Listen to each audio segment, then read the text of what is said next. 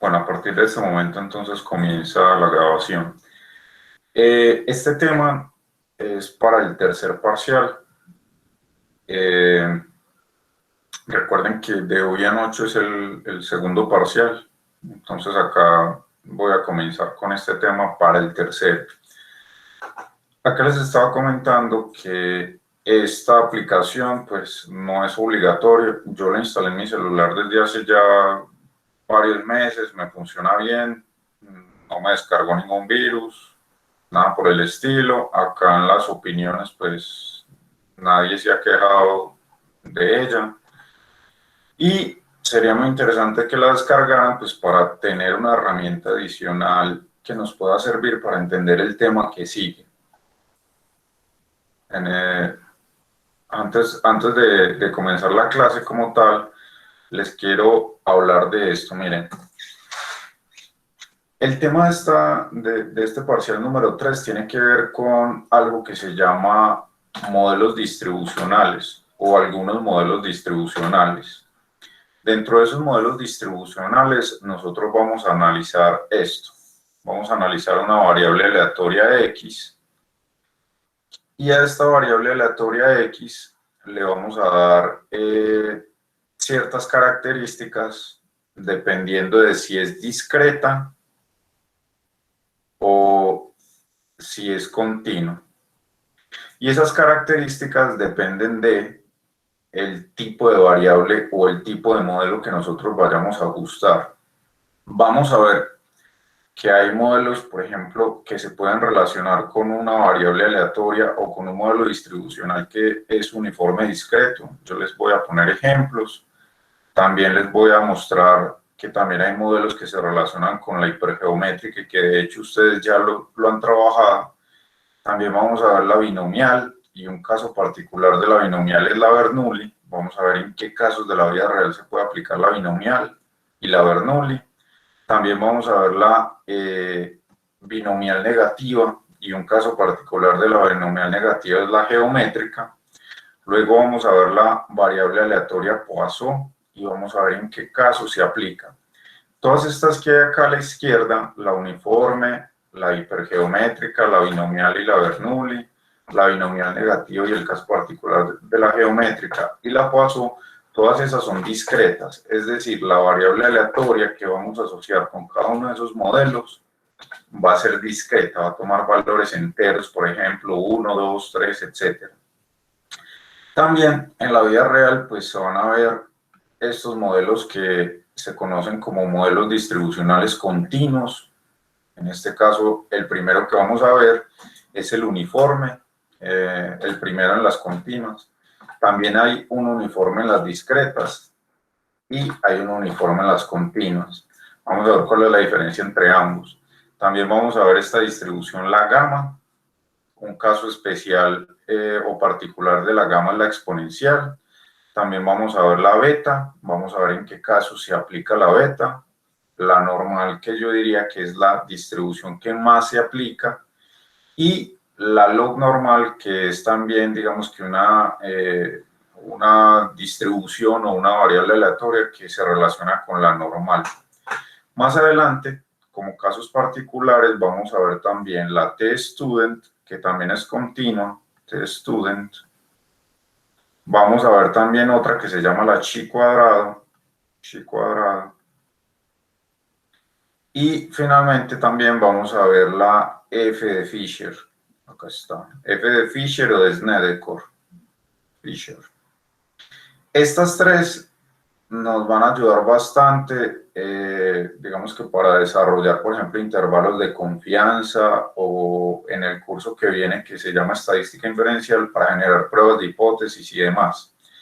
En esta clase, en la de hoy, vamos a comenzar con estas discretas hasta esta, hasta la binomial. Estas cuatro distribuciones, la uniforme discreta, la hipergeométrica, la binomial y la binomial negativa, son las que están expuestas en estas diapositivas que se llaman diapositivas clase 13. Aquí están esas tres, perdón, esas cuatro. Y si contamos estos casos particulares, pues en total habrían 6. esto es con lo que quiero empezar esta clase. Vamos a empezar con las discretas y después seguimos con las continuas. En las diapositivas clase 14 seguirían con la Poisson y así sucesivamente. Entonces, comencemos con estas. Clase 13. En esta aplicación que les dije a ustedes que descargaran, esta que hay acá, ustedes van a encontrar, si bien no están todas las que les voy a exponer, sí hay muchas de ellas. Y lo bueno de esta aplicación es que nos va a permitir o les va a permitir a ustedes visualizar esas probabilidades en un gráfico de distribución, ya sea para las discretas o para las continuas. Entonces, comencemos con la clase. Bueno, antes de comenzar, si ustedes vieron todos el video de la clase número 12, que aparecía ahí con respecto a las distribuciones.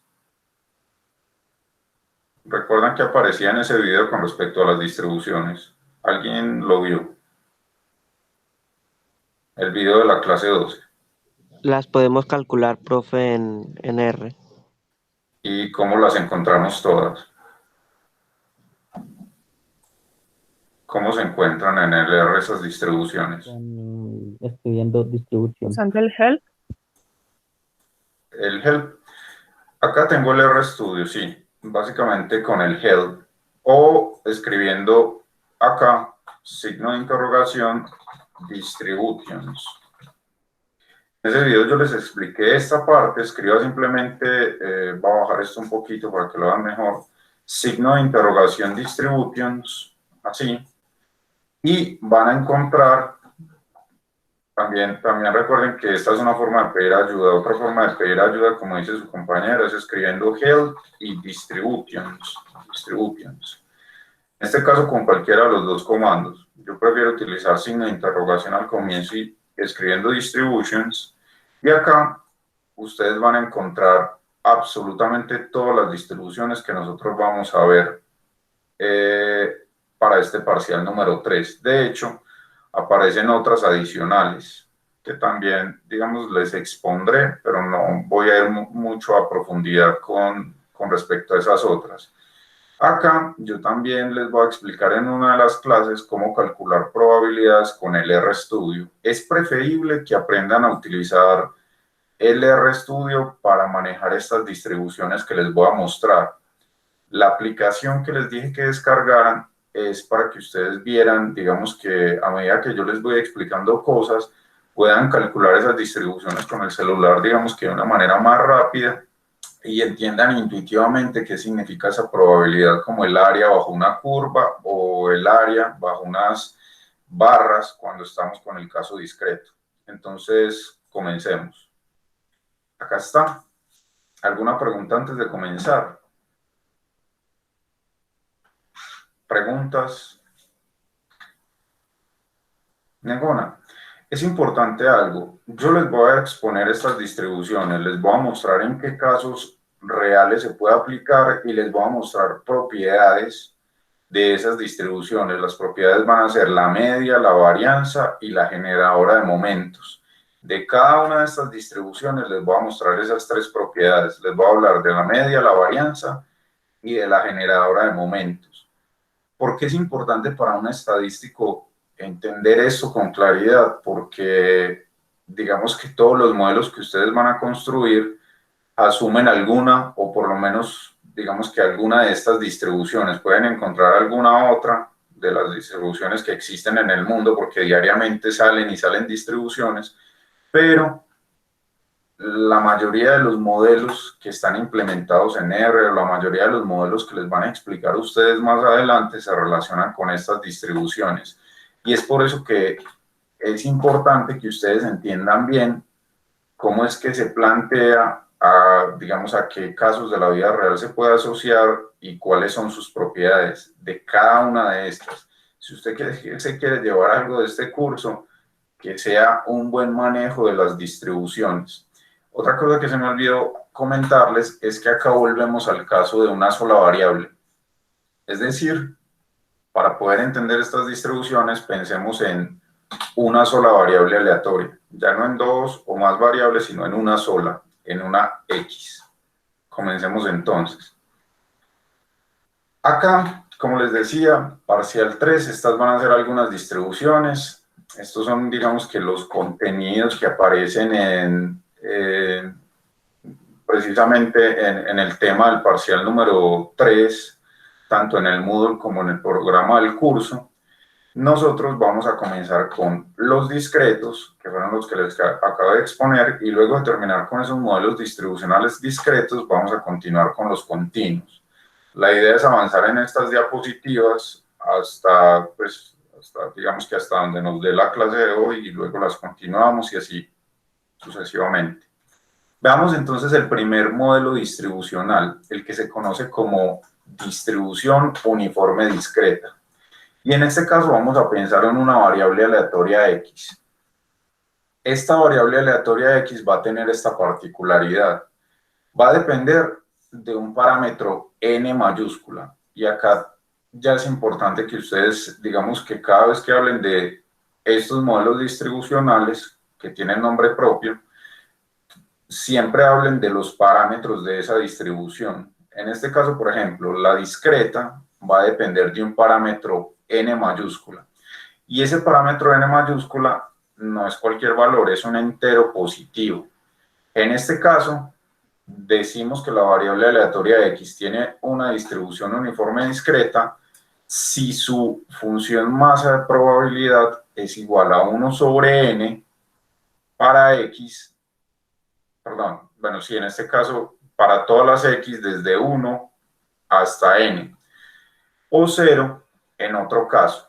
Cuando uno ve esta distribución así, pues uno dice, bueno, ¿y esto con qué se asocia? ¿Con qué caso de la vida real se puede asociar? De esto que hay aquí escrito, ¿ustedes cómo podrían interpretar esta distribución? O sea, ustedes me podrían decir un caso donde la pudieran aplicar. Leyendo esto así, obviamente lo que quiero evaluar en esta pregunta es qué tan claro es este enunciado que aparece en esta diapositiva. ¿Me pueden responder? Eso no es claro. ¿Qué dicen ustedes? Ya leyendo solamente esto, ¿me pueden decir un ejemplo de la vida real donde se pueda aplicar esta distribución o no? Se vale decir que no. ¿Solo con leer eso es claro o no es claro un caso de la vida real donde se pueda aplicar? Profe, eso sirve para el experimento de lanzamiento de un dado. Pudiera ser, por ejemplo, para el lanzamiento de un dado. ¿Qué otro caso de la vida real? Para la baraja de cartas, no. También, cuando saco una carta de una baraja. En este caso, digamos que la mayoría de ustedes, yo sé que sí ha utilizado esta distribución, y ahorita les muestro un ejemplo. De hecho, veámoslo acá de una vez. Vamos a adelantar un poco. Es este que hay acá. Mírenlo acá. Básicamente, cuando usted compra una boleta, a todos nos ha tocado que en nuestras familias o los amigos o alguien cercano nos ha, digamos que, vendido una boleta. Y entonces ahí casi siempre tienen un talonario. Esto se llama talonario. Y ese talonario por lo regular lo venden con 100 boletas. Entonces esas 100 boletas están enumeradas desde la 1 hasta la 100.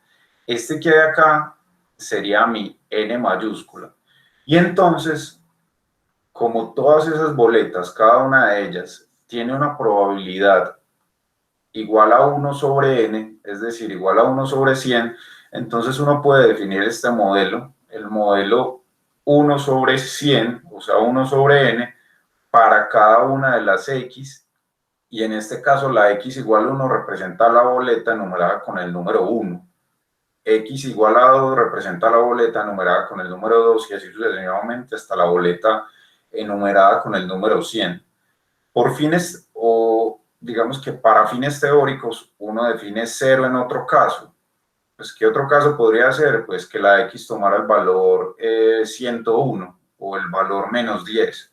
En esos casos la probabilidad es 0 porque eso es imposible que ocurra. Lo que sí puede ocurrir es que la boleta caiga o gane el número 1 o el número 2 hasta el número 100. Y en este caso se define la función masa de probabilidad como 1 sobre n.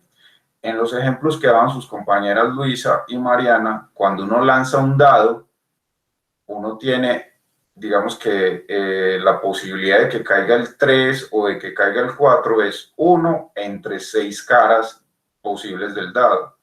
O cuando saco una carta de una baraja de 52 cartas, la probabilidad en ese caso sería 1 entre 52 cartas.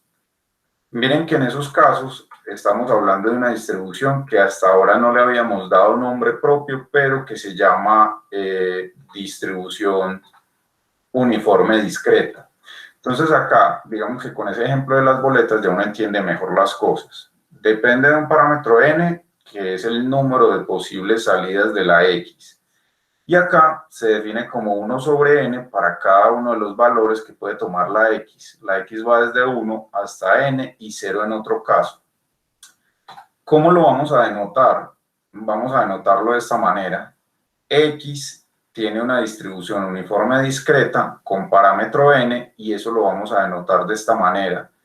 X, voy a escribirlo a mano para que también quede claro yo cómo lo hago. X virgulilla uniforme D, para que quede como uniforme discreta, y esto es porque también hay una uniforme continua, y acá entre paréntesis pongo los parámetros de los cuales depende esta distribución. Esta distribución depende únicamente de n. Cuando usted le van a vender una boleta, lo primero que usted pregunta es qué número disponible hay y entre qué valores está ese número. No es lo mismo comprar una boleta si están enumeradas desde el 1 hasta el 100 a comprar una boleta si están enumeradas desde el 1 hasta el 1000. Usted lo piensa dos veces para comprar una boleta cuando le dicen que están enumeradas del 1 hasta el 1000. Entonces, en este caso, cada vez que dan esta virgulilla en los libros o en cualquier artículo o en cualquier, no sé, algo relacionado con estadística o probabilidad, esta virgulilla significa X distribuye. Así se lee esa virgulilla. X distribuye o X tiene distribución y ya después lo que sigue a la derecha, en este caso es uniforme discreta con parámetro n. ¿Qué propiedades vamos a ver? Estas que hay acá. Era lo que yo les comentaba al comienzo. ¿Cuáles son las propiedades de esa distribución?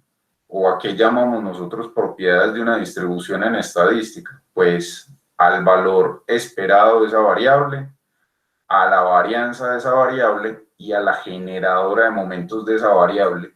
Esas son las tres propiedades, digamos que más importantes con respecto a una distribución. ¿Por qué es importante el valor esperado o la media?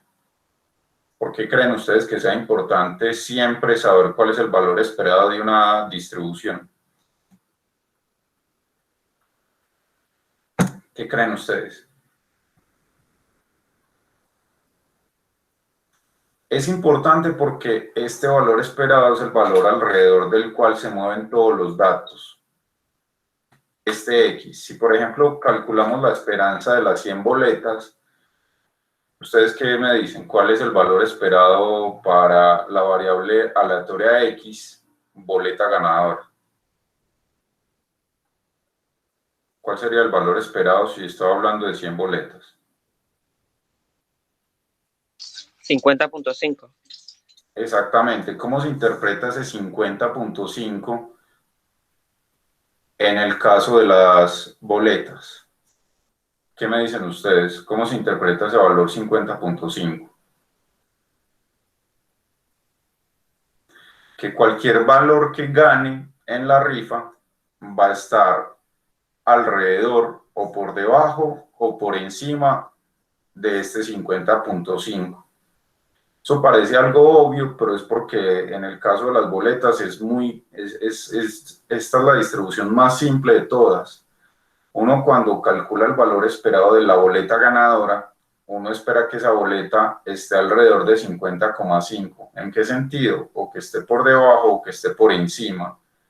Eso es lo que uno espera. Y en este caso, pues, digamos que dada la simetría, uno espera que esté en iguales proporciones. Eso no ocurre siempre. ¿Cómo interpretar esta varianza? ¿Qué interpretación le daría uno a la varianza? La varianza en sí no tiene una interpretación. ¿Cuál es la que sí tiene una interpretación, digamos que en términos de la variable original? ¿Cuál es? La La desviación. desviación estándar.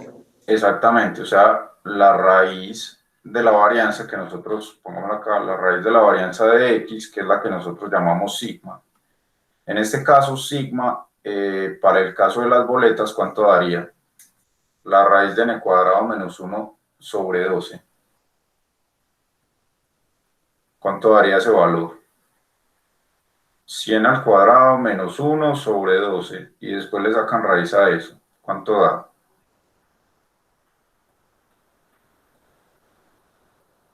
Profe, me dio 9.12. ¿Cómo interpretar? Muchas gracias, Mariana. ¿Cómo interpretar este 9,12? Por sí solo no tiene interpretación. Lo que hay que hacer es unirlo con esta que hay acá, que es la media. ¿Qué es lo que uno espera? Uno espera que cualquier boleta ganadora esté entre 50,5 menos 9,12 y más 9,12. Si, digamos, la mayoría de los datos se distribuye. Para este caso no es verdad, pero digamos que uno uniendo este valor con este valor, pues uno lo podría interpretar así, como que el valor esperado de la boleta ganadora está entre 50,5 menos 9,12 y más 9,12. Eso es lo que uno esperaría, pero obviamente pues puede caer menor el valor que eso o mayor que eso. Pero uno interpretaría estos dos valores de esta manera. Y la generadora de momentos, ¿para qué nos sirve esta generadora de momentos? La FMG, perdón, la FGM, función generadora de momentos. ¿Esto para qué se usa? Para allá los momentos de orden superior, pues las esperanzas. Por ejemplo, allá la esperanza en segundo momento, también la cortosis. Exactamente, para hallar esperanza, para hallar la varianza, para hallar la esperanza de grado 3, para hallar la esperanza de grado 4, que como dice su compañero se relacionan con asimetría y curtosis. Entonces, la generadora de momentos va a jugar un papel importante en estas distribuciones porque es la que nos va a permitir reproducir todos estos valores: esperanza, varianza, esperanza o momento de orden 3, que es esperanza de x a la 3 o esperanza de x a la 4 y así sucesivamente. Entonces, digamos que cuando uno va a un curso básico de estadística, a uno le dicen estas cosas. A uno le dicen que esto es la esperanza, que esta es la varianza, y en la mayoría de los cursos básicos de estadística no le dicen cuál es la generadora de momentos porque eso enreda a los estudiantes y eso es pecado. Es pecado mostrarles algo muy complicado a los estudiantes. En este caso de probabilidad, del curso de probabilidad, yo no considero que eso sea un pecado, yo considero que eso es una obligación, que ustedes lo sepan, que sepan cómo se demuestra que esto es la esperanza, que sepan cómo se demuestra que esto es la varianza y que sepan cómo se demuestra que esto es la generadora de momentos. Comencemos. ¿Cómo planteamos en este caso la esperanza de X? Voy a hacerles la prueba de cada una de esas tres propiedades. En este caso, para hallar la esperanza de X, es la misma cosa. Sumo sobre todos los posibles valores que puede tomar la X y multiplico X por la función masa de probabilidad. Reemplazo quién es la función masa de probabilidad, que en este caso sería 1 sobre n. Acá está, esta es 1 sobre n. Y saco esa 1 sobre n como constante. Me queda entonces esta sumatoria.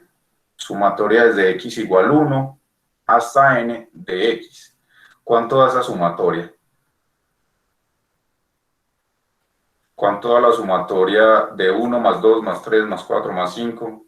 ¿Cuánto da eso? ¿Cuánto? Millán, se activa el micrófono, pero se desactiva ahí mismo. N por X. N por X. Sí, no. No importa.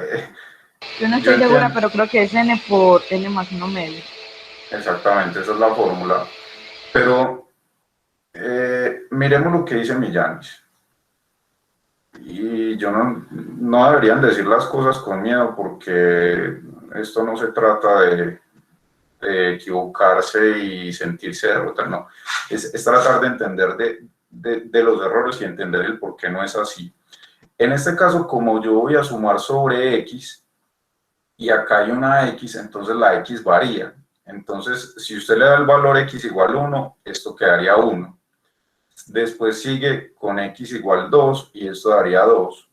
Luego con X igual 3 y esto daría 3. Y así sucesivamente, hasta una N mayúscula. En este caso, ¿por qué no? ¿Por qué no da N veces X? No da N veces X porque la X es una variable que va, como su nombre lo indica, va variando a medida que la X se mueve desde 1 hasta N. Si yo tuviera, por ejemplo, la sumatoria desde X igual 1 hasta N y estuviese sumando una constante, por ejemplo, la constante μ, entonces en este caso, esto sería, voy a escribirlo acá abajo, si yo estuviera sumando esto, en cambio, X igual 1 hasta N mayúscula μ, entonces esto sería μ más μ, porque mira que la μ no depende de X, y así se va yendo hasta N veces. Entonces, en este caso, si yo sumo μ más μ más μ más μ N veces, esto sí da N veces μ, que es lo que usted dice millanes. Pero en este caso, mire que no hay una constante, sino que esto va variando. Y como esto va variando, entonces hay una fórmula que la probó Gauss desde que era, digamos que pequeño. Gauss lo que hizo fue esto, miren. Acá yo tengo, voy a ponerlo así. Acá. Gauss lo que hizo fue esto. N-2 más N-1 más N. Gauss lo que hizo fue asociar este con este con el último, luego este con este, luego este con este, y los fue cogiendo de a parejas. El primero con el último, el segundo con el penúltimo, el tercero con el antepenúltimo. ¿Cuánto da sumar el primero con el último? ¿Cuánto da el primero con el último? N más 1. ¿Cuánto da el segundo con el penúltimo?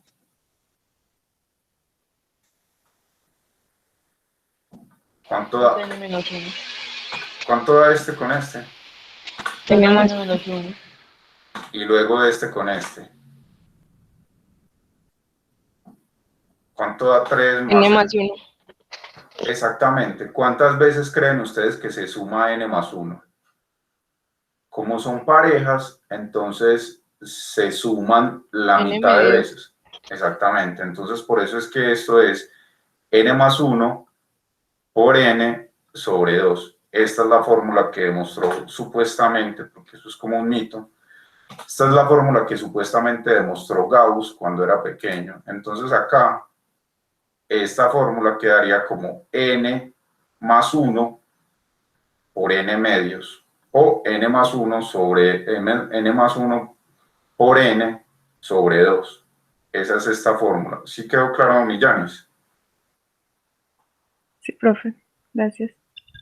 No, con gusto, no se queden con las dudas. Y entonces ya reemplazo, ya simplemente digo, bueno, yo ya sé cuánto da esta suma, esto es N por N más 1 sobre 2, cancelo las dos N's, esta con esta, y me queda que la fórmula para la esperanza de una uniforme discreta es N más 1 sobre 2. Esta es la fórmula de la esperanza de una discreta. Ahora, ¿cuál es la fórmula para la varianza? En este caso, para la varianza de X, la podemos ver, digamos, como la definimos ya desde el primer parcial, como la esperanza de X al cuadrado menos la media, que fue lo que nosotros acabamos de hallar, al cuadrado. Y en este caso sería simplemente reemplazar. Reemplazo esta por lo que yo acabo de encontrar en la diapositiva anterior. Esto es N más 1 sobre 2, y elevo esto al cuadrado, por eso es que me queda esto. Y acá como es la esperanza de x a la 2, pues pongo el x al cuadrado y multiplico por la función masa de probabilidad, que en este caso es 1 sobre n. Entonces me queda esto, saco el 1 sobre n, y a que no adivinan cuál es la fórmula de esta. ¿Ustedes dónde ven estas fórmulas? Esto es equivalente a sumar 1 al cuadrado, más 2 al cuadrado, más 3 al cuadrado, y así sucesivamente, hasta n al cuadrado. ¿Cuál es la fórmula para eso? Esta que acá ya tiene una fórmula más compleja, pero también es una fórmula que se la explican, bueno, por lo menos a mí, y creo que a ustedes también, cuando ven esta parte de integral de Riemann, cuando les van a explicar el concepto de integral, les hablan a ustedes de que una integral es una sumatoria de Riemann. Y allá es muy común que les expliquen o les recuerden estas sumatorias de x, sumatoria de x a la 2, sumatoria de x a la 3. Para este sumatoria de x a la 2 hay una fórmula. Esta es la fórmula de la sumatoria de las x a la 2. Se deduce no tan fácil como la sumatoria de las x, pero sí digamos que se puede deducir con algo parecido. Yo acá no les voy a pedir que lo deduzcan. Si a usted le cayera esto en un examen, yo le daría esta fórmula, la fórmula de la sumatoria de x a la 2, porque yo no espero que ustedes sepan que esa sumatoria de x a la 2 es igual a esto que aparece acá. Yo no espero de ninguna manera eso. Y ustedes tampoco deberían pues, esperar saber eso, porque es una fórmula muy compleja y uno nada más la utiliza una vez en sumatoria de Riemann y acá. Entonces, en este caso lo vamos a utilizar, es esta la fórmula. Acá en este caso se cancela el n que aparece en esa fórmula con este n que hay acá, de la función masa de probabilidad. Simplifico un poquito las cosas, entre otras cosas acá se me olvidó mencionar, elevo este al cuadrado, n más 1 lo elevo al cuadrado, me queda esta expresión, y acá ya quedaría esto. Después de cancelar y destruir este paréntesis, me quedaría acá, y acá me quedaría esto luego de que saco el MCM, máximo común múltiplo, y en este caso el MCM sería 12. Es para simplemente sumar esas dos fracciones.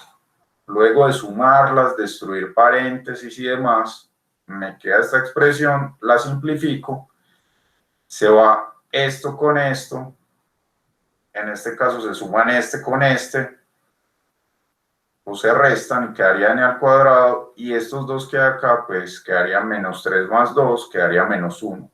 Esta es la fórmula de la varianza, y miren que nosotros hicimos acá todos los pasos para demostrar que la varianza era igual a eso. Yo no sé, digamos que qué tan complicado sea, pero el paso más complejo es saber cuánto da esta sumatoria. Si yo estuviera haciendo esta demostración, es decir, si yo fuera, digamos que un estudiante del curso de probabilidad y un profesor me pusiera a hacer esta demostración, yo personalmente me vararía acá en este punto, porque yo no sabría cuál es la sumatoria de las x al cuadrado. ¿Qué me tocaría hacer? Buscar en internet o buscar en algún texto esa fórmula, porque no sabría cuál es. Pero ya después de saberla, miren que ya el resto es sumar, simplificar, etcétera. Veamos ahora la función generadora de momentos. Acá ustedes cómo plantearían esta generadora de momentos. Originalmente es esta esperanza, así se define, y ustedes la escribirían como ¿qué? ¿Cómo escribirían esa esperanza? ¿Sería igual a qué?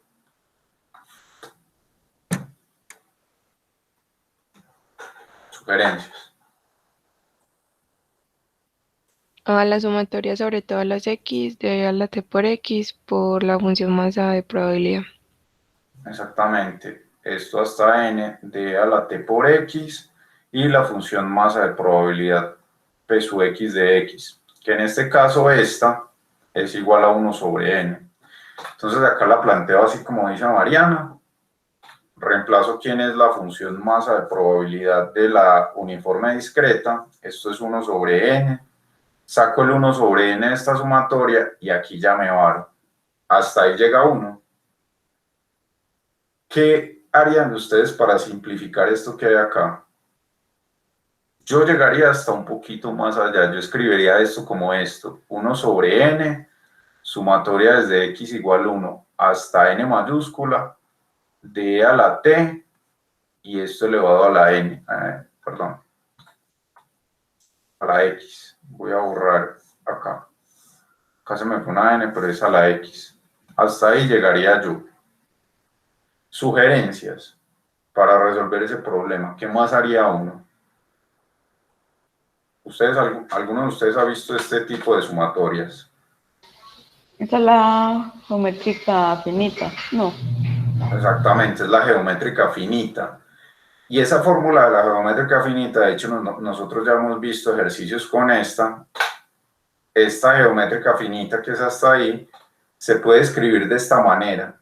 Esta sumatoria que hay acá, si quieren busquen ustedes en internet para que vean que se llama así, como dice Luisa. Esta es la serie geométrica finita. Esta es la serie geométrica finita, y esa serie geométrica finita se puede expresar de esta manera.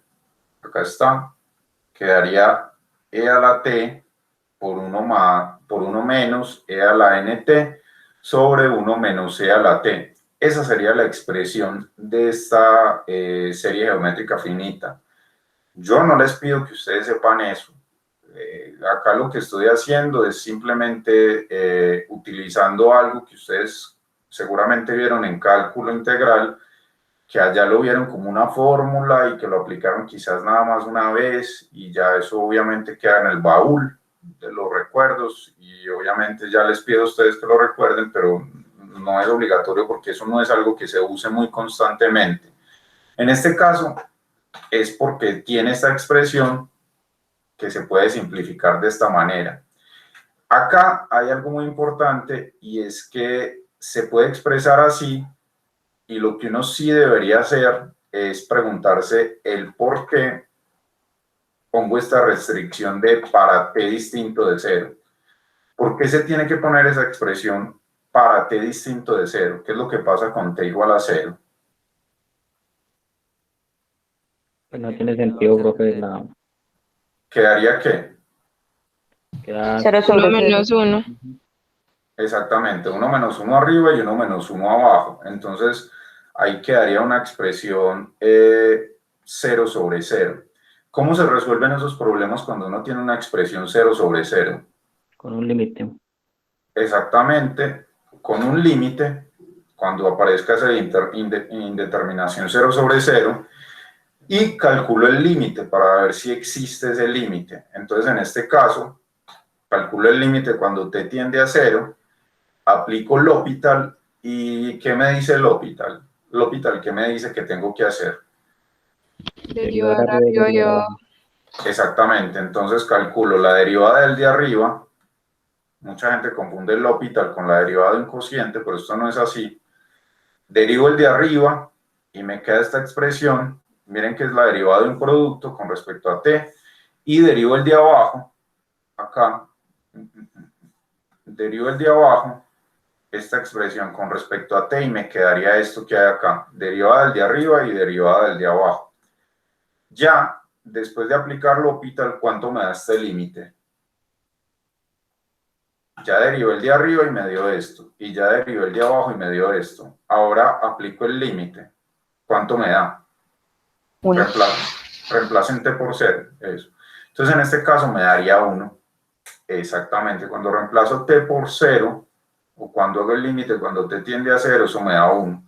¿Por qué me toca hacer eso? Porque acá cuando llegué a esa expresión, que nuevamente les repito, yo no les exijo que ustedes sepan que esto es una serie geométrica finita, porque es algo que uno no usa constantemente, pero es una herramienta que nos está permitiendo resolver este problema. Cuando uno llega a eso, por ejemplo, cuando está escribiendo un artículo, cuando está haciendo investigación, es muy común que uno se encuentre con este tipo de cosas. Que uno vaya muy bien calculando una esperanza, pero se frene porque llega a una expresión que uno dice, bueno, ¿y esto a qué es igual? Entonces ahí es cuando viene la parte de investigación. Uno se tiene que sentar, empezar a investigar, hablar con colegas, preguntarle a la gente, hablar con, no sé, personas de todo, digamos que de todas las áreas, desde matemáticas, estadística, digamos que dentro de matemáticas también hay áreas de investigación. Entonces, por eso es que una de las habilidades que se les pide, no se les exige, pero sí se les pide a ustedes como estudiantes, es que exploren esto de las habilidades blandas que tienen que ver con comunicación con los demás, tiene que ver con trabajo en equipo, tiene que ver con manejo de las emociones. Son cosas que, no sé, uno no se las enseña en un curso. ¿Dónde creen ustedes que se enseñan las habilidades blandas? ¿Ustedes les han hablado de eso alguna vez en su vida? Habilidades blandas, ¿eso dónde se enseña? En la calle, en la familia primero, pero en la universidad ustedes no les hablan de habilidades blandas. Nunca les han hablado de eso. A mí no. Bueno, digamos que lo que pasa es que como todos tenemos personalidades tan distintas, entonces por eso es muy, no sé, puede ser que sea muy complicado hablar de eso, pero digamos que en una carrera tan técnica como estadística hay una habilidad que uno tiene que pensar y formar. Entonces, la tolerancia, trabajo en equipo. Yo les estoy hablando de esas cosas porque si usted en su carrera decide ser cerrado en todos los sentidos, que le hablan y le da rabia por todo y que no le gusta interactuar con los demás, posiblemente se esté trazando un camino muy complicado más adelante por este tipo de cosas. Uno necesita interactuar con los demás para resolver problemas y para resolver esos problemas uno necesita tener buenas relaciones. Entonces, por ejemplo, acá en esto, volviendo a este tema, para uno resolver, por ejemplo, esta sumatoria necesita o investigar solo o hablar con los demás y puede que se encuentre uno como con Luisa, que fue la que nos sugirió que esto es una serie geométrica finita. Ya después de saber que es una serie geométrica finita, uno ya buscaría o en internet o en los libros y puede llegar a esta fórmula y miren que ahí resuelve el problema. No dejen esto que les estoy diciendo de lado, yo se los estoy diciendo porque yo lo he vivido y lo he vivido con muchos colegas que durante la carrera fueron muy cerrados, personas que no interactuaban con nadie, que eran petulantes como ellos solos y después para interactuar con los demás, eso fue un problema impresionante hasta hoy en día. Pues es para que lo tengan en cuenta. Y finalmente entonces, acá llegamos a la función generadora de momentos con la expresión que vimos antes. Acá está, para t distinto de 0 fue la fórmula que vimos antes, que la resolvimos con la serie geométrica finita, y para t igual a 0, hay que definirlo para todos los valores de t. Para t igual a 0 nos encontramos con que era igual a 1. Hay una forma de probar que esta generadora de momentos es igual a 1 para t igual a 0 sin necesidad de hacer L'Hopital. ¿Cuál creen ustedes que sea? ¿Cómo probarían que la generadora de momentos para t igual a 0 es igual a 1? ¿Cómo probarían ustedes esto? M sub x de 1. Derivando y evaluando en t igual a 0. Mentiras que no. Esto en 0 da 1. ¿Saben cómo? Por la definición. O sea, tengo un problema en 0 y yo ya lo resolví acá con L'Hopital. Esta es una forma de resolverlo. Acá está. Pero hay otra que es a partir de la definición. M sub x evaluada en 0 es lo mismo que la esperanza de e a la 0x, o sea, es la esperanza de e a la 0 que da 1 y esto daría 1. Si ven con claridad esta parte, sin necesidad de hacer todo esto, yo puedo probar que la generadora de momentos en 0 me va a dar 1.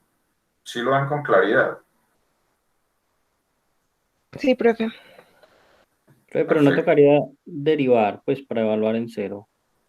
No, porque yo estoy acá es construyendo la generadora de momentos. La derivada de la generadora de momentos me da la esperanza de E a la Ah, X, sí, sí, la sí, sí, sí, esperanza de sí, X. sí, sí. Perdón.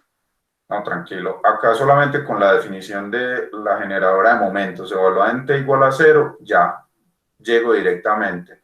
Pero digamos que quise mostrar esta parte para que ustedes vieran que uno cuando está, digamos, con un problema de una indeterminación, recuerden que uno puede hacer esto por L'Hopital. Pero en general, la generadora de momentos evaluada en 0, en t igual a 0, les va a dar 1 por la misma definición de la generadora de momentos. Acá era el ejemplo, como les decía, desde ahorita, este es, digamos que, una forma de pensar en la uniforme discreta. Sus compañeros dieron más ejemplos, por ejemplo, con el lanzamiento de un dado o también con el caso de sacar una carta de una baraja de 52 cartas. Yo les pongo el ejemplo de rifar acá, una rifa con 100 boletas. ¿Qué otro tipo de ejemplo conocen ustedes de la vida real donde uno puede aplicar la uniforme discreta? ¿Qué otro tipo de casos?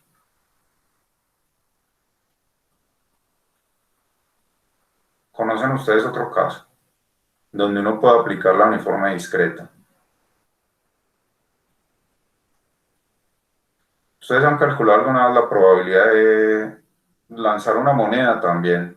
Ahí cuando se lanza una moneda, solo tengo dos posibilidades. Entonces ahí n sería igual a 2 y la función masa de probabilidad cuando uno lanza una moneda sería 1 sobre 2.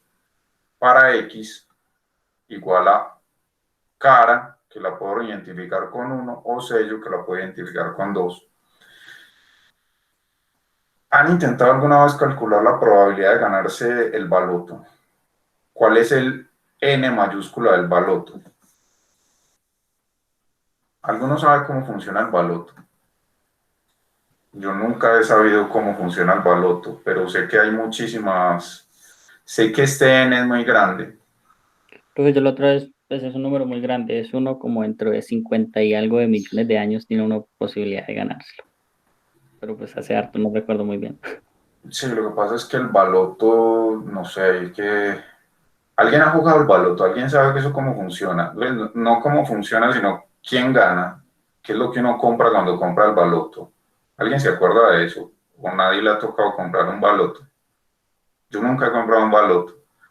Lo que sé es que el n mayúscula es muy grande, es decir, el número de posibilidades por las cuales uno divide es muy grande. Entonces, por eso la probabilidad de ganarse el baloto es casi que nula.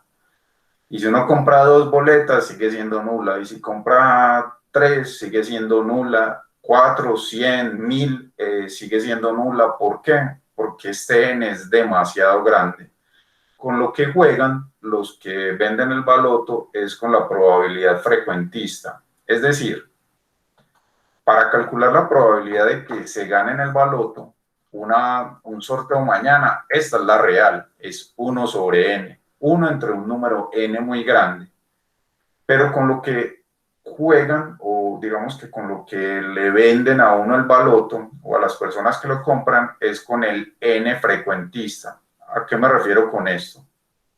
Me refiero a que, por ejemplo, le dicen a la gente, el baloto se ha jugado 1500 veces, y de las 1500 veces ha caído, por ejemplo, no sé, 40 veces. Entonces llegan y le dicen, hay una posibilidad de 40 entre 1500 de que se gane el baloto, porque se ha jugado 1500 veces desde que se creó y se lo han ganado 40 veces, pero en realidad esta no es. Esa era la probabilidad frecuentista, y esa probabilidad frecuentista tiene un problema, y es que se ha repetido muy poquitas veces el experimento comparado con el número de posibilidades que tiene cada vez que se juega el sorteo.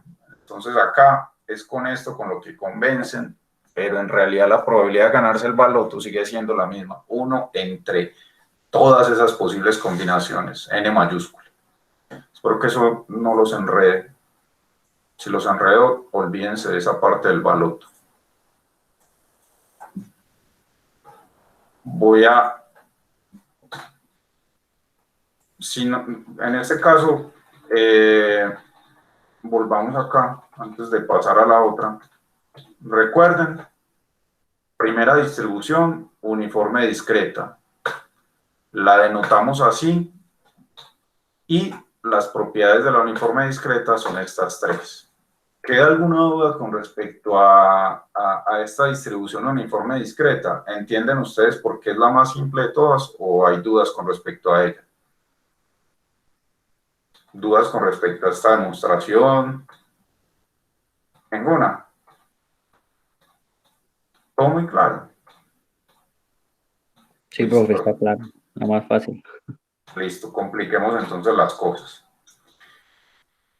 Compliquemos las cosas ya tiene otra distribución. Recuerden que nosotros vamos a ver una cantidad de distribuciones. Comenzamos con la uniforme discreta y vamos a empezar ahora con la hipergeométrica. En realidad esta distribución hipergeométrica ya ustedes la conocen, ya han trabajado con ella. Y van a ver que es verdad que ya han trabajado con ella por la forma en la que se plantea, perdón. Supongamos esto, supongamos que usted tiene en una urna un total de n mayúscula elementos. Tiene, por ejemplo, no sé, 1000 bolas, o 20 bolas, o 40 bolas. Ese es el n mayúscula, el total de elementos en una urna. Y usted va a meter la mano y digamos que las bolas, las 30 bolas, por ejemplo, en esa urna están divididas en dos colores, negras y blancas. Las de color negro son las, digamos que, bueno, pongamos que las que son de color negro son las de interés y las que no son de interés son las blancas. ¿A qué me refiero con eso? Si usted mete la mano y saca una bola de color negro, entonces a usted le dan un premio. Pero si saca una bola de color blanco, usted no va a ganar ningún premio. Entonces, en este caso, a usted le interesa sacar una bola de color negro. Entonces, tiene 30 bolas, digamos que solamente 5 son negras y 25 son blancas. Saca una bola y usted gana un premio si saca una bola de color negro. Si usted le dicen, bueno, intente no solo una vez, sino que intente ese experimento de sacar bolas, inténtelo n minúscula veces, es decir, saque 6 bolas si usted quiere, de esas 30. Y si entre esas usted saca una de color negro, entonces se lleva el premio. Ahí le dan 6 oportunidades y entonces, digamos que cada vez que saca una bola blanca usted pierde, pero digamos que cuando entre esas 6 usted saca la de color negro, ahí ya entonces usted habrá ganado. Ese tipo de problemas se pueden asociar con un nombre que en este caso ese nombre va a ser la hipergeométrica. Se pueden asociar con este nombre, distribución hipergeométrica, y consiste básicamente en eso, en una población finita, n mayúscula de individuos, cada uno de los cuales tiene dos características, y acá son solo dos características, la de interés o la de no interés. K elementos tienen la característica que me interesa. Y el restante, que en ese caso sería n-k, no tienen esa característica de interés. Entonces, si yo gano con bolas negras, pues el color negro es digamos que la característica que yo quiero. Y la de color blanco sería la que yo no quisiera sacar, que son las restantes. Y acá me dan n minúscula oportunidades de sacar bolas de esa urna. Entonces acá digamos que parámetros de los cuales depende esa distribución son n mayúscula, k, que son las bolas de interés, y n minúscula, que es el número de veces que yo repito eso de sacar bolas. Si yo quiero plantear esto, yo podría decir, por ejemplo, lo siguiente, P sub x de x. Este P sub x de x lo podemos ver como la probabilidad de que dentro de las n minúscula bolas que yo saqué, x minúscula tengan esa característica de interés. ¿Y eso cómo lo podemos expresar? De la siguiente manera. El experimento tiene todas estas posibilidades. De las n mayúscula bolas, yo saco n minúscula bolas. Esos son todos los casos posibles. Y los casos favorables son estos, que de las k de interés, yo saque x minúscula y de las restantes, o sea, de las que no tienen interés para mí, saque ¿cuántas? Saque n menos x minúsculas. Miren que en este caso, ustedes ya vieron este tipo de distribuciones, solo que, digamos que no le ponían un nombre. Acá le vamos a dar un nombre a este tipo de distribuciones. Este tipo de distribuciones las vamos a llamar hipergeométricas. Hipergeométricas. Casos favorables sobre casos posibles. En este caso, la X va a ser esto, número de elementos que tienen la característica de interés entre los n minúsculas seleccionados, y después de que uno define la variable aleatoria y define la función masa de probabilidad, ya viene entonces el rango de la X. ¿De dónde a dónde se va a mover la X? Acá la X se va a mover desde 0 hasta el mínimo entre n minúscula y k. Les hago esta pregunta: ¿por qué va entre el mínimo entre n y k? ¿Por qué creen ustedes que la X se mueve desde 0 hasta ese mínimo? Acá está, vuelvo a escribir la función masa de probabilidad. Que su x de x igual a casos totales de las n saco n, de las de interés saco x, y de las que no son de interés saco n menos x. Porque acá yo digo que la X va desde 0 hasta el mínimo entre n y k. ¿Por qué el mínimo entre n y k?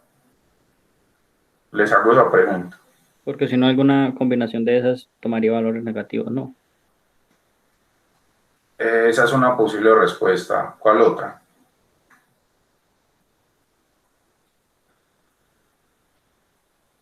Otras posibles respuestas.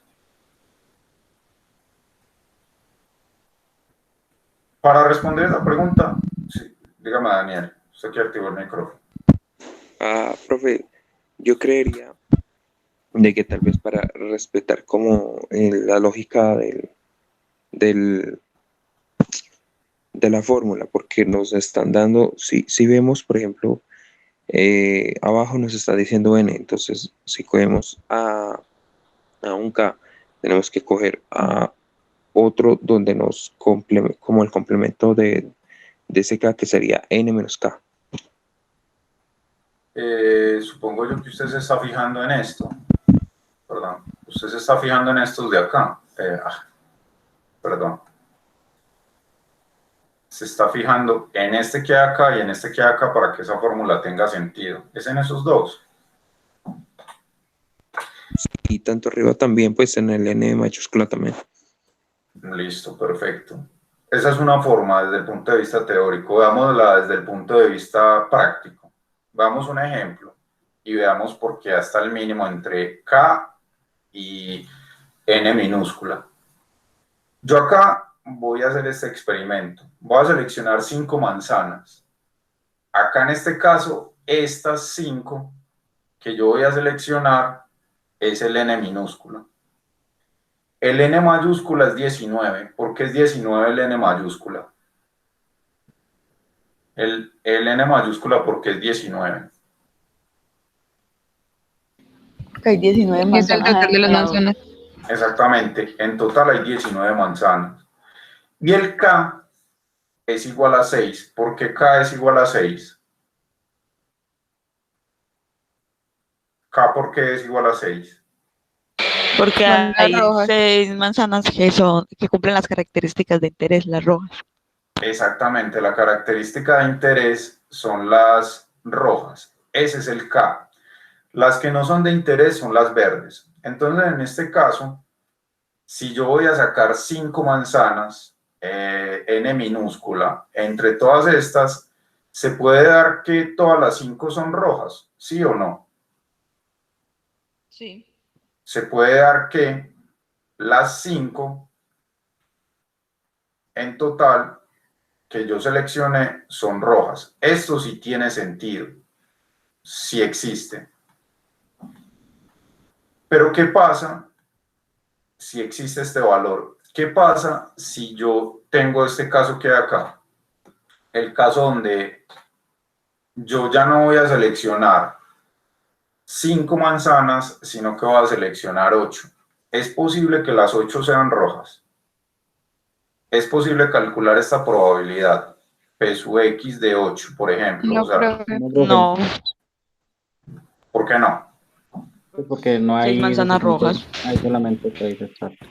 Exactamente, porque si yo voy a sacar 8 manzanas, ese es el n minúsculo, voy a sacar 8 entre las n mayúsculas que son 19, y yo tengo solamente 6 manzanas rojas que son las de interés, 6 disponibles, entonces es imposible que en este caso la x minúscula vaya hasta ese 8.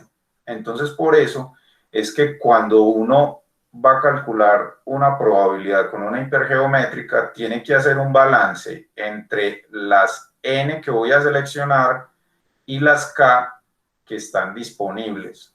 Ese balance se puede ver con este ejemplo. Acá yo sí puedo tenerlas, si voy a seleccionar solo 5, yo sí puedo tenerlas todas de color rojo porque hay 6 disponibles.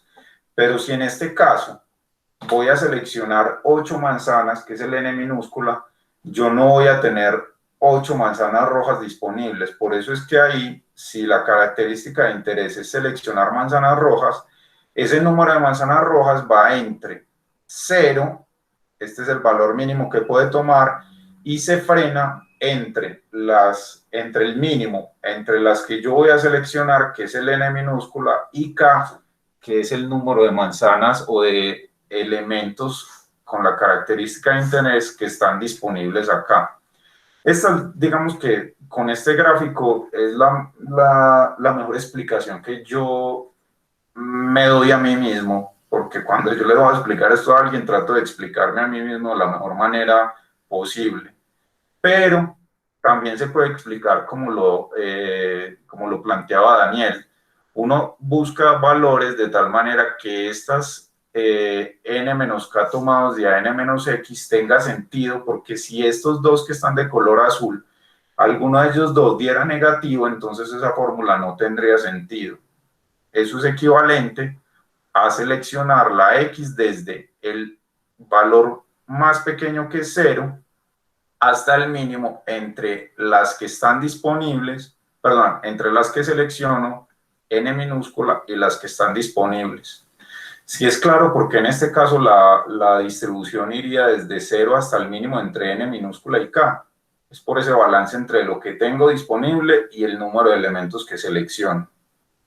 Y acá tenemos entonces el planteamiento de la función masa de probabilidad. Con todas esas explicaciones, acá está.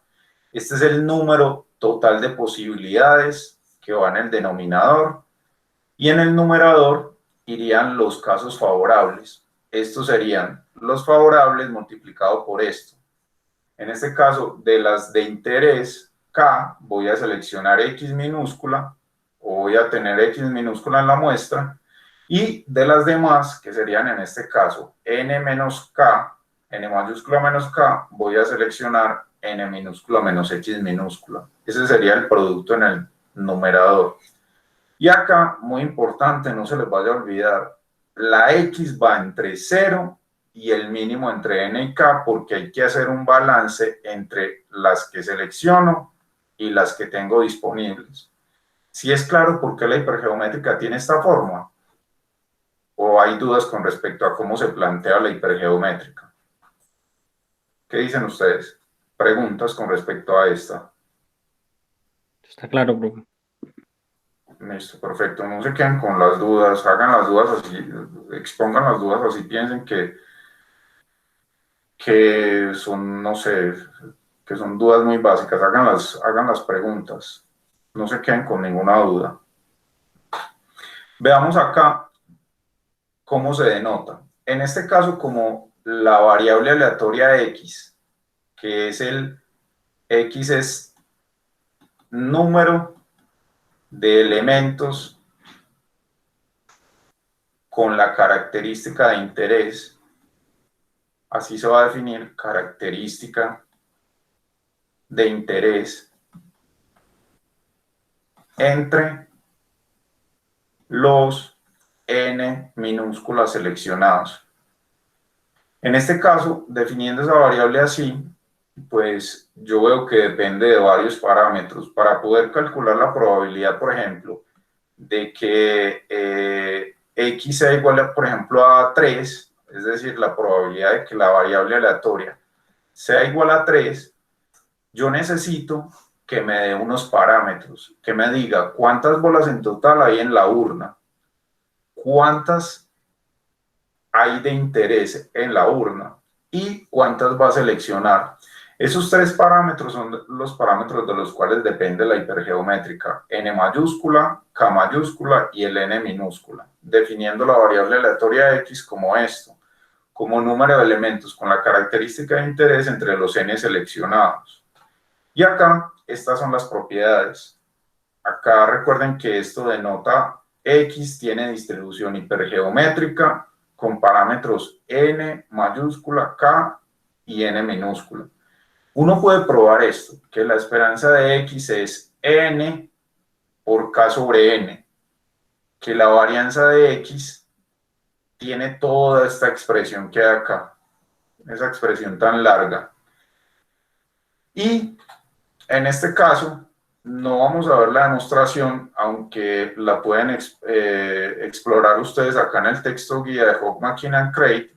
No la voy a exponer porque digamos que tiene pasos muy teóricos y nos podríamos enredar y además como que es más larga. Entonces no vamos a ver en este caso cómo se demuestra que esta es la esperanza, ni tampoco vamos a ver cómo demostrar que esta es la varianza. Sin embargo, las, digamos que, formas de empezar siempre son las mismas. Sumatoria de x por p de x, por ejemplo, para la esperanza.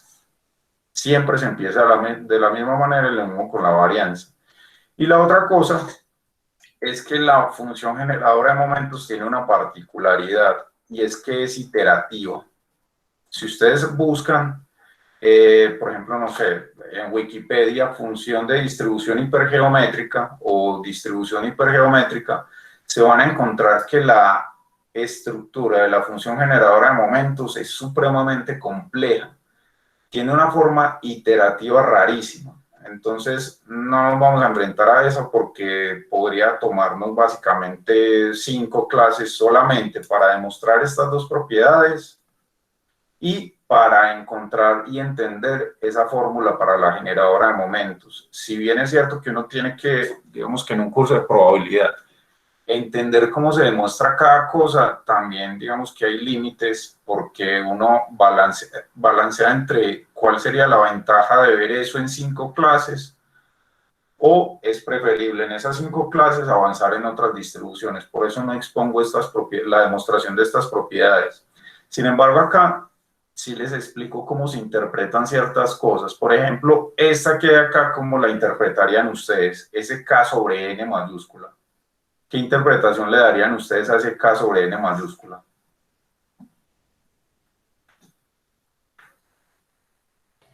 La combinatoria de los casos de interés, tomando los n elementos seleccionados.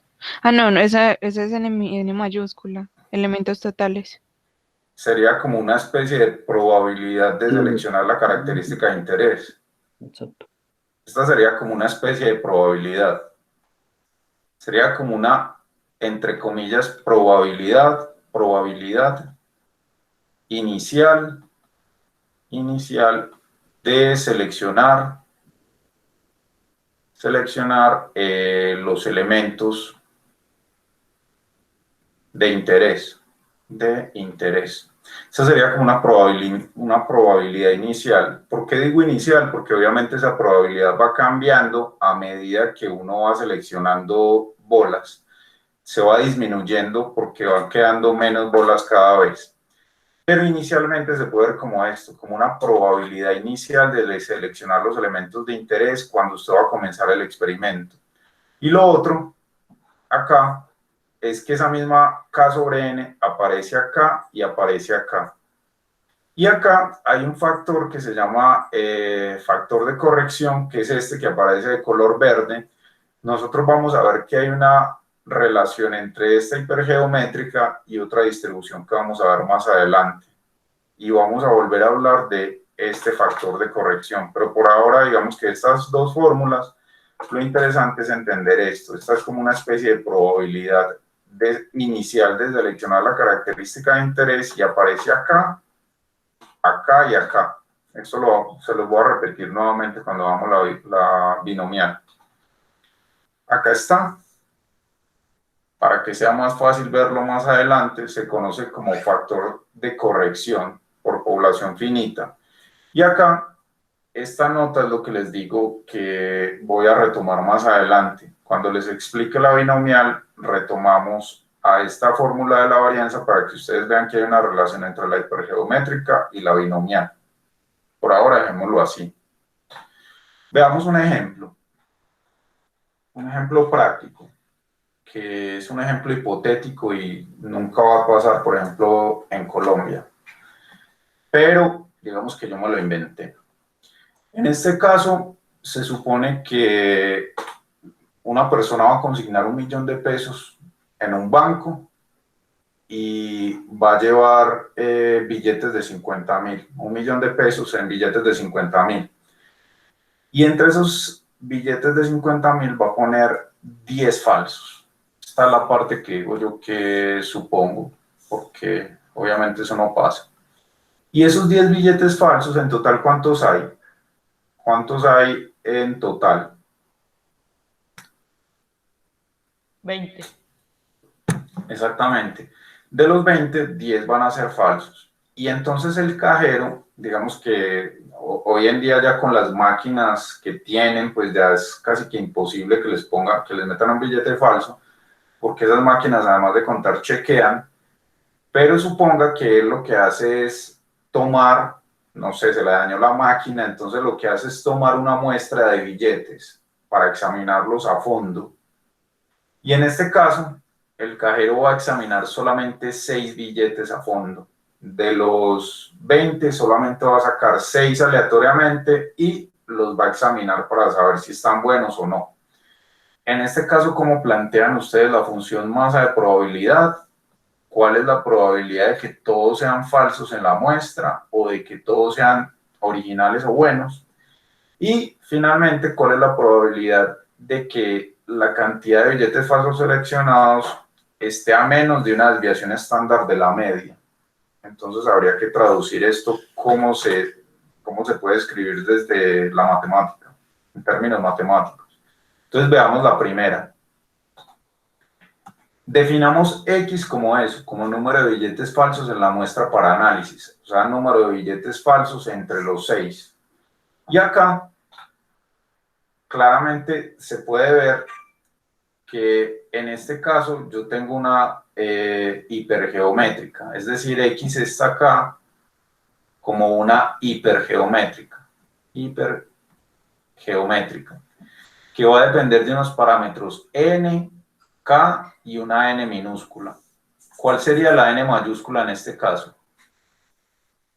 20. 50, no. 50. 20. ¿Por qué 50?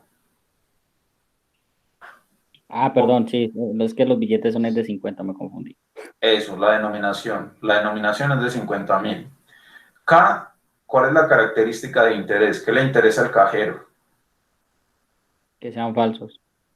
Exactamente. Y hay 10. Y n minúscula es el número de billetes que va a seleccionar. Aquí entonces, para saber de dónde hasta dónde va la X minúscula, entonces yo tomo el mínimo entre este que hay acá y este que hay acá. Ese mínimo es el que me va a permitir verificar hasta dónde es que va. En ese caso, el mínimo entre 10 y 6 sería 6, o sea que la X va desde 0 hasta 6. Y acá es una hipergeométrica. cuando uno está, digamos que inicialmente viendo esta distribución, es preferible hacer esto. Trate siempre de ver las cosas así. Imagínese lo mismo para que no se confunda. Imagínense una urna y en esa urna los billetes están divididos así. En total hay 10 falsos y hay 10 buenos. Y se van a seleccionar de la urna n igual a 6 billetes. Entonces acá, digamos que conviene, cada vez que uno lee un ejercicio o plantea un problema, traten de imaginarse la urna para saber si se parece más a la hipergeométrica que a otra distribución. Acá entonces, si le dicen a uno que calcule la probabilidad o de que todos sean buenos o de que todos sean malos, que es el ítem B, mírenlo acá en el enunciado, ¿cuál es la probabilidad de que todos sean falsos u originales, es decir, de un solo tipo? Entonces, en este caso, me están pidiendo esta probabilidad de que todos sean falsos o de que todos sean buenos. Y acá, eso es equivalente a la probabilidad de que x sea 0 más la probabilidad de que x sea 6, porque en este caso la probabilidad de una unión nos dio la suma de las probabilidades, porque miren, hagan de cuenta que esto es un evento A y esto es un evento B. Entonces ahí yo estoy calculando esta probabilidad. Y esa probabilidad es probabilidad de A más probabilidad de B menos la probabilidad de A intersectado con B. En este caso, ¿por qué no aparece la probabilidad de A intersectado con B en este caso? Profe, porque un billete no puede ser verdadero y falso a la vez. Exactamente. Son independientes de los eventos. No son independientes, la intersección es vacía. Por eso les hice la pregunta, porque no es lo mismo que sean independientes a que la intersección sea vacía. Son mutuamente excluyentes, ¿no? Exactamente. Y recuerden que mutuamente excluyentes no significa independientes. Independientes es que la probabilidad de A intersectado con B es la probabilidad de A por la probabilidad de B. Esto significa independientes. Acá son mutuamente excluyentes. Y en este caso, ustedes pueden ir, por ejemplo, a esta aplicación que les mostraba desde el comienzo. Esta que hay acá. Espero que todos la hayan podido descargar y vayan a la hipergeométrica. Profe, en iOS aparece de la misma manera. ¿Cómo, perdón? Para iOS aparece de la misma manera. A mí no me Esa, aparece. esa es una muy buena pregunta. Eh,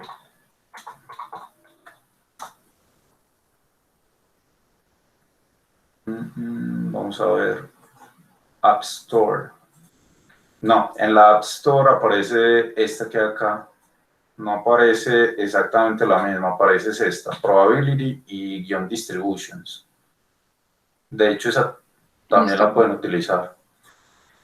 Y entonces váyanse a la hipergeométrica. Ahí seleccionen la hipergeométrica y abajo, bueno, ustedes ya pueden cambiar quién es el N mayúscula, quién es el K, quién es el N minúscula y cambien el middle por un igual. Middle es probabilidad entre. Cámbienla por equality, los que la están haciendo. Y pongan la probabilidad de que sea 0. Y verifiquen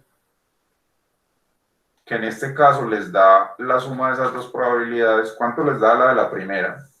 Esta que acá, ¿cuánto daría? Teóricamente se puede calcular así, como esto que hay acá, simplemente reemplazando. Y la de que sea 6, simplemente reemplazando en la fórmula. ¿Cuánto les da esta en la aplicación?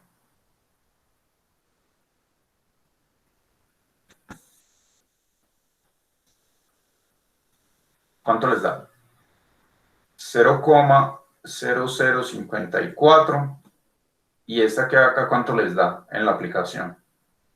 De que sea 6.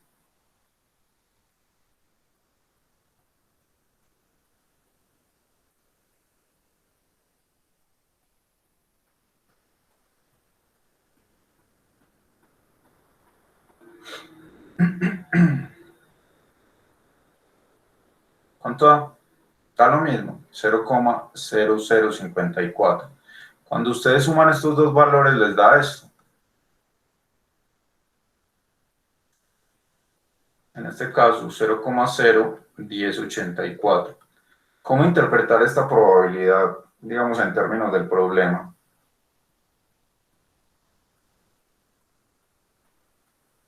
En términos del problema, ¿cómo interpretarla?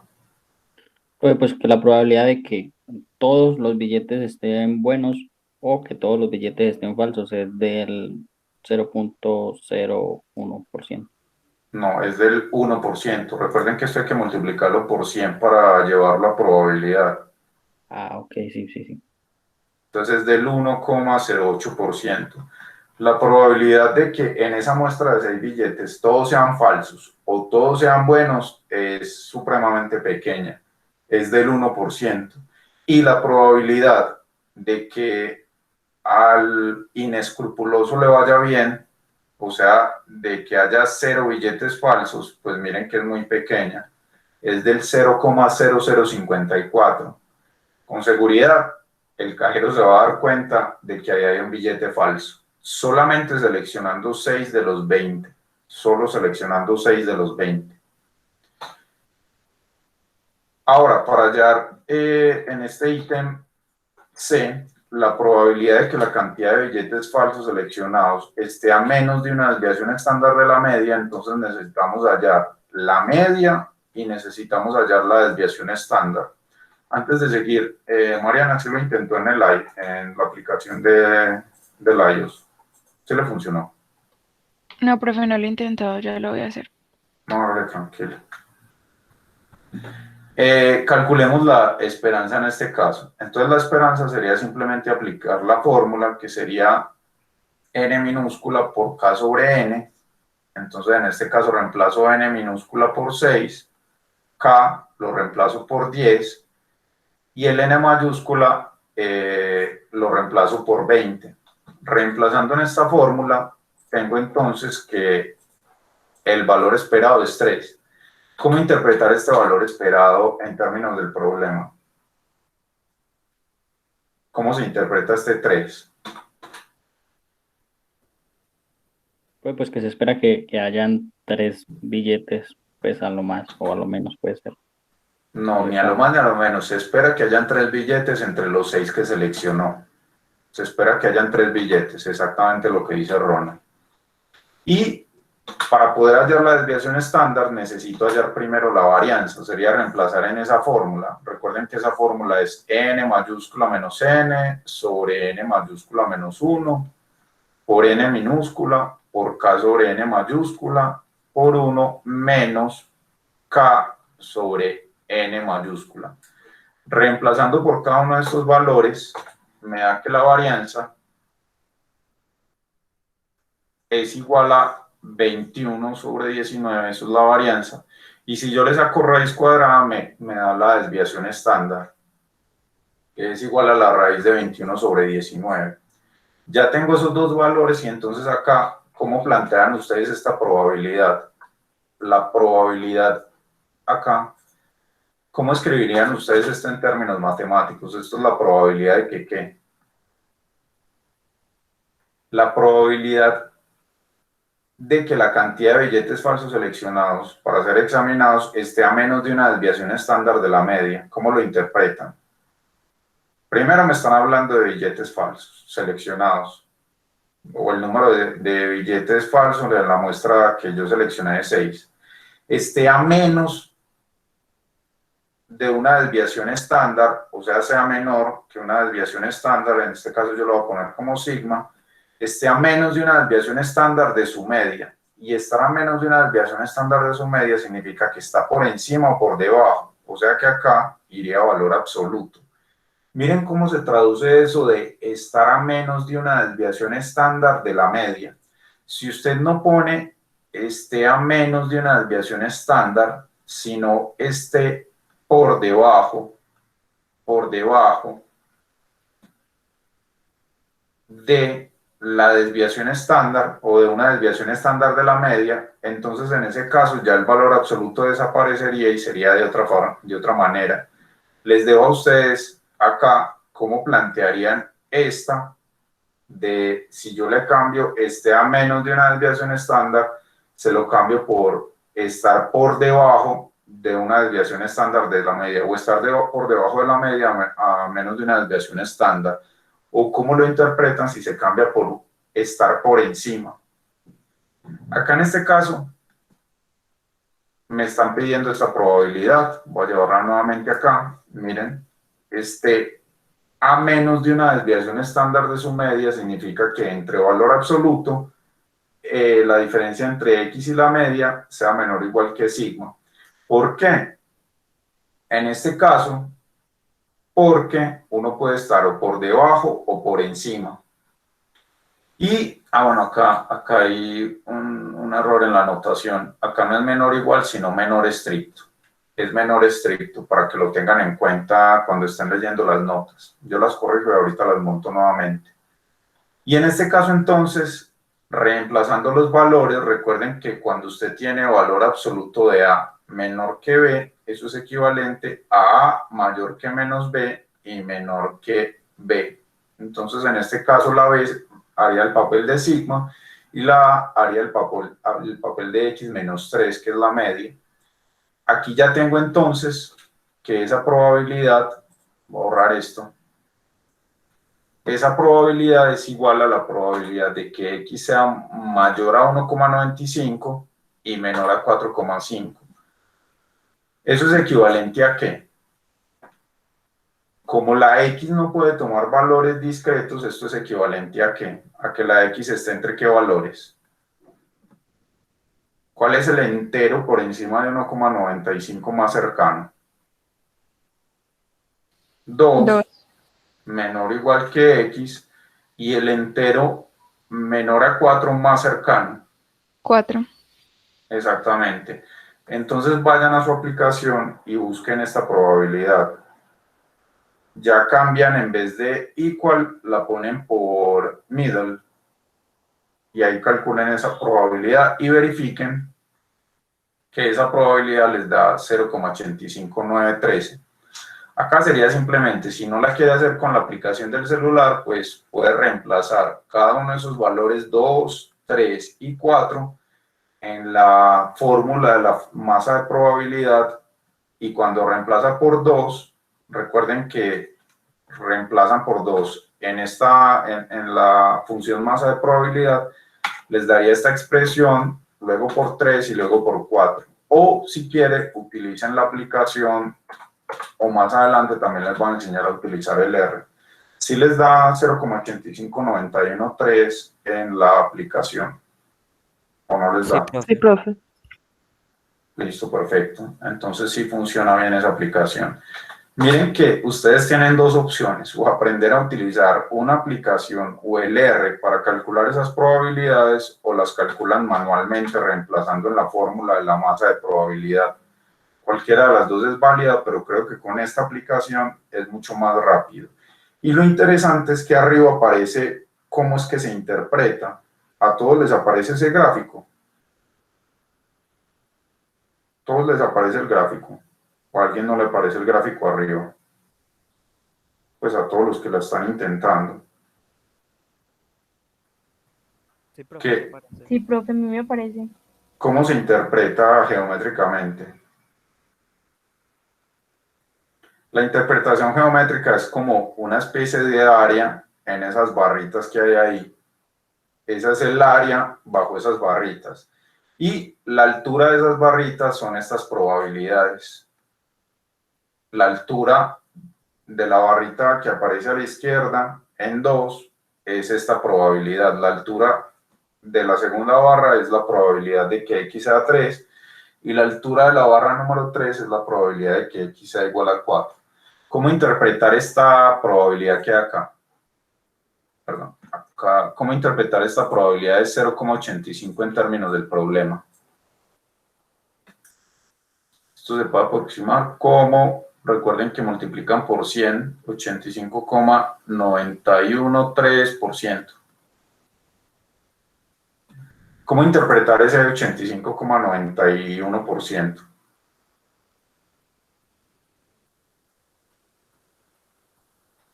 ¿Cómo se interpreta?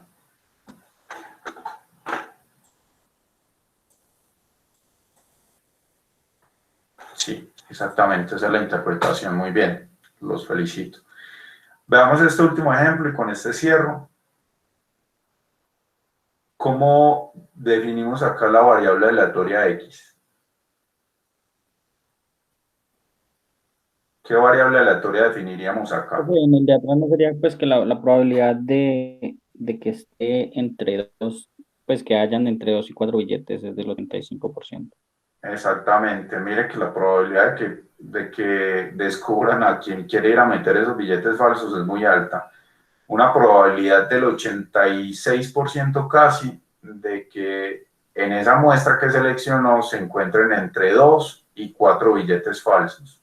Es una probabilidad muy alta, casi que con seguridad se podría decir que lo van a descubrir.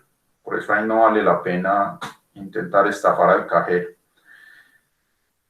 Veamos ahora esta que hay acá. ¿Cómo definirían ustedes la variable aleatoria X? Como el número de arandelas en la muestra, pues que están mal. ¿Cuál es la característica de interés? Como dice Angie, uno pone el número de arandelas, y después de poner qué es lo que está contando, ahí estamos contando arandelas, uno tiene que decir qué tipo de arandelas son las que está contando. ¿Cuáles son? Número de arandelas. Las que tienen variabilidad en el espesor de la circunferencia. Ajá. Inaceptables entonces, ¿cierto? Inaceptables. Esas son las de interés. Y en este caso entonces, número de arandelas inaceptables, en este caso podemos decir que la X tiene una hipergeométrica o distribución hipergeométrica, ¿con qué parámetros?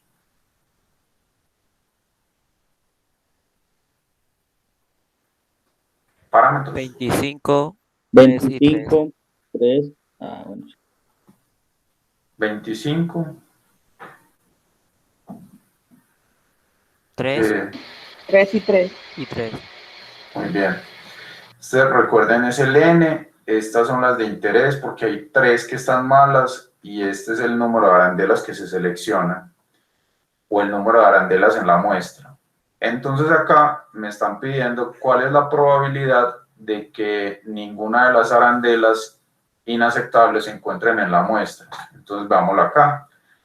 X, número de arandelas inaceptables. Recuerden que hay que decir esto en la parte final, en la muestra que se selecciona.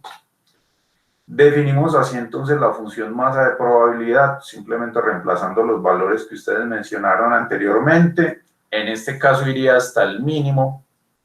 Este sería el mínimo entre n y k, pero como n y k son 3 en ambos casos, entonces el mínimo sería 3.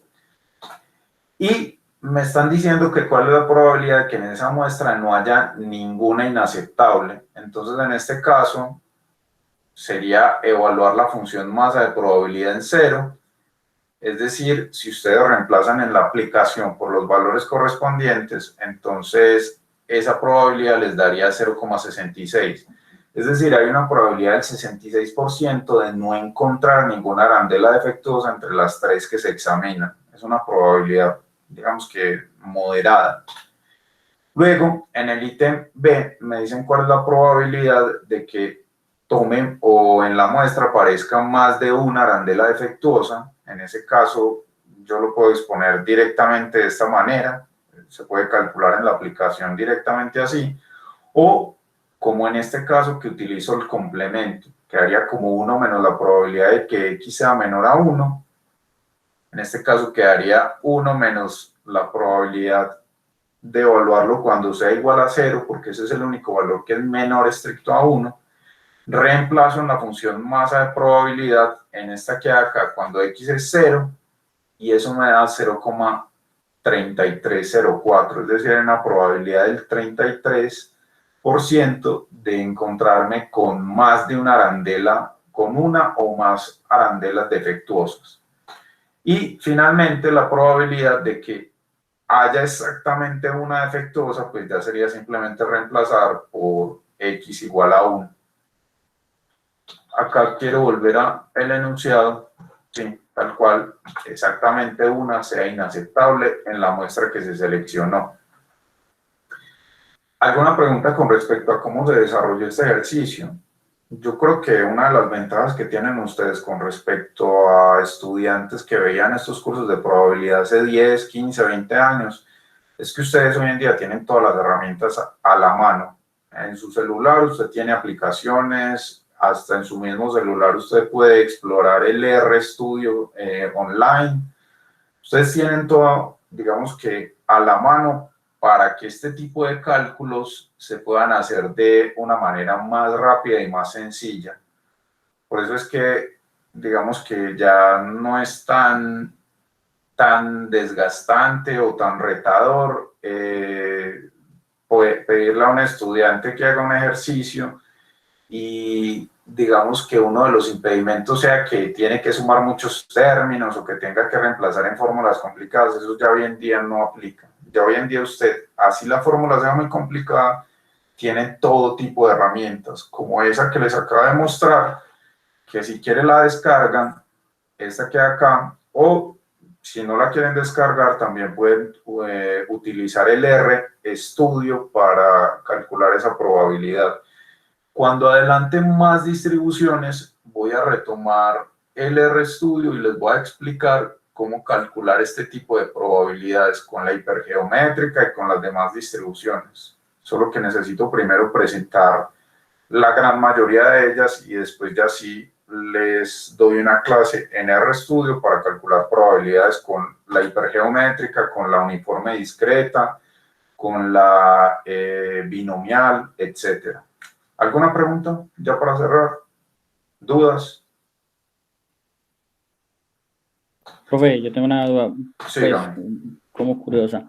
Pues yo veo esto como una partición, como que lo particiona el espacio muestral en dos, ¿cierto? Unas características de interés y las que no me interesan. Pero llegado el caso en que yo tengo esa muestra, pues como la cantidad de datos que tengo son tres, digamos, se divide como en tres, haya como otra partición, ¿cómo se plantearía? Sí se puede. Pero de las tres usted tiene que definir una que sea de interés y las demás no son de interés. O sea, Que se procede prácticamente de la misma manera, porque siempre va a tener solamente una característica de interés, sin importar, pues, digamos, si está particionado más el espacio muestral. Sí, pero esto es solo cuando define una sola variable. Si, por ejemplo, usted tiene una urna y usted tiene, por ejemplo, de hecho, ustedes ya han hecho ese ejercicio. Usted tiene acá una urna y en esa urna, digamos que hay K, pongámoslo así, prefiero ponerlo acá. Por ejemplo, acá, K1 que son de interés. K2 que son otra categoría, otra. Y las demás que serían N menos K1 menos K2. En total, recuerde que usted tiene N. ¿Y usted cómo va a definir su variable aleatoria? Si usted llega y la define solamente como número de elementos de interés en la muestra, de interés K1 en la muestra. Entonces automáticamente esta se convierte en una hipergeométrica, acá X se convierte en una hipergeométrica donde los parámetros siguen siendo los mismos, N, K1 y N minúscula. Las demás, así tenga otras dos características, por ejemplo, una K2 y otras que son de otra característica, por ejemplo, azul, rojo y verde, las demás, las verdes y las rojas, se convierten en la característica que no es de interés. La de interés son las azules, ¿de acuerdo? Pero si ustedes definen otra variable aleatoria Y, que sea, por ejemplo, un número de elementos, de elementos de interés K sub 2 en la muestra. En este caso, yo puedo definir la función masa de probabilidad conjunta de X y Y. ¿Cómo definiría usted la función masa de probabilidad conjunta de X y Y? De las n en total, usted va a seleccionar n minúscula. De las de interés K1, usted va a seleccionar X minúscula. De las de interés K2, usted va a seleccionar Y minúscula. Y de las demás, usted va a seleccionar acá n menos X menos Y. Miren que de hecho este es el tema del parcial que ustedes tienen dentro de 8 días. ¿Sí queda claro, Ronald? Este es el tipo de ejercicios que ustedes ya deben saber resolver porque les va a caer un ejercicio muy parecido en el parcial de hoy en 8 días. Y acá, miren que ustedes pueden trabajar, inclusive si meten otra variable, porque hay otras categorías, también pueden encontrar la conjunta con 3, 4, 8, 10 categorías, simplemente generalizando esta idea. ¿Sí queda claro? Sí, profe, muchas gracias.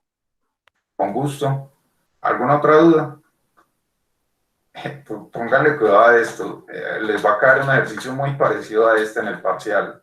Ya hice el parcial y les va a caer un ejercicio muy parecido a este.